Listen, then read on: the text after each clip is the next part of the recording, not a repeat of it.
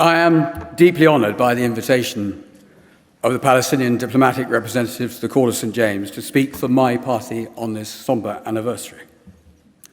Given recent events, I can't say I'm surprised he hasn't invited a member of His Majesty's government. And I appreciate our friendship, which means we can be wholly straightforward with each other. It's 40 years since I first visited Israel and the occupied Palestinian territories. That visit, made as a tourist, political student, and serving soldier, presented me with the undeniable evidence of the unresolved dispossession of an entire people from 4/5 of their original territory. Jerusalem, the occupied Golan Heights, the empty ruins of former Palestinian villages in northern Israel painted the picture of what I saw. But the background to this visit were the massacres at Sabra and Shatila, which provided the current affairs background of the day. 35 years of catastrophe was no exaggeration then. Of course, the greatest crime in human history was the current affairs background to the start of the Nakba. The Shoah, or Holocaust, had ended in just 1945. Centuries of hate and exclusion in Europe towards their Jewish populations all contributed to Nazi Germany being able to murder Jews with pitiless industrial efficiency. But it was 30 years ago when I was with Malcolm Rifkin, the first British Defence Secretary to visit Israel. Part of his programme was to deliver the annual Balfour Lecture. The occasion was a proper tribute to Yitzhak Rabin, whose commitment to peace had found its Palestinian partner.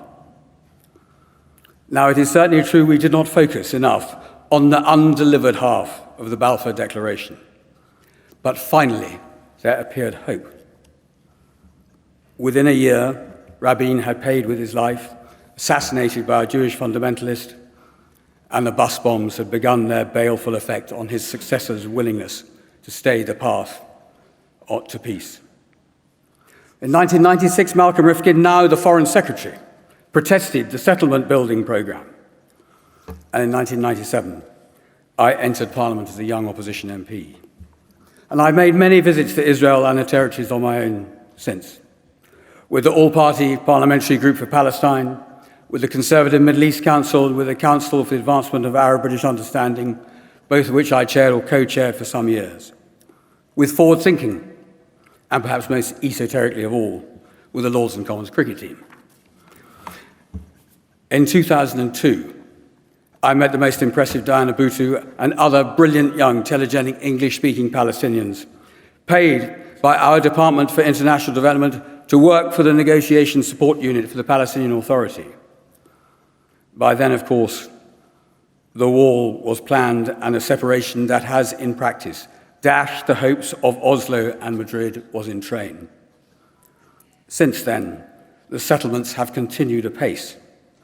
And it was 10 years ago that William Hague warned that that meant the two-state solution was now in the last chance saloon.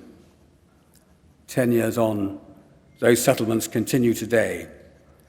And the language of the British government's condemnation is tragically identical to that used by Malcolm Rifkin 25 years ago. No hint of a price to be paid for driving a coach and horses through the forced Geneva Convention, one of the treaties that underpins the laws of war and was meant to be the basis on which the horrendous crimes of the Second World War, inflicted in vast numbers on civilians, did not happen again. As a Conservative, I am of course ashamed of the collective record over all this period.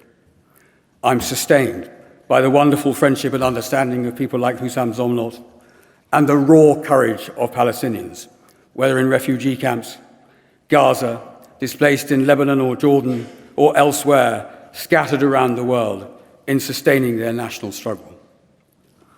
I will do my best to ensure my government is held to account, not least for its embarrassing latest deal with Israel, which ignores my country's and my party's fundamental values around freedom, justice, and the rule of law.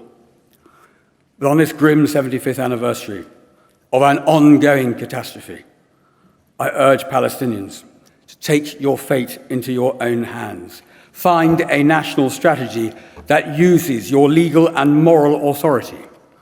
And I believe when you do, the shame I feel will begin to be the dominant emotion of all those engaged in negotiating with you. Take the high ground. Be proud of your achievements, despite the horror of the existence daily of so many. It's why, with a human rights lawyer, I've set up a law centre, the International Centre of Justice for Palestinians, to use that moral and legal authority in your quest for justice. It is usually darkest before the dawn. And I believe that more and more of the global Jewish community, as well as in Israel itself, are very far from proud of their Jewish state. And even in the Conservative Party, it has been possible for my wonderful colleague, Baroness Saida Varsi, to find 38 parliamentarians to join her new group, the Conservative Friends of Palestine. There are a surprising number of us. We are with you because right is on your side. And in the end, the common values of humanity must prevail.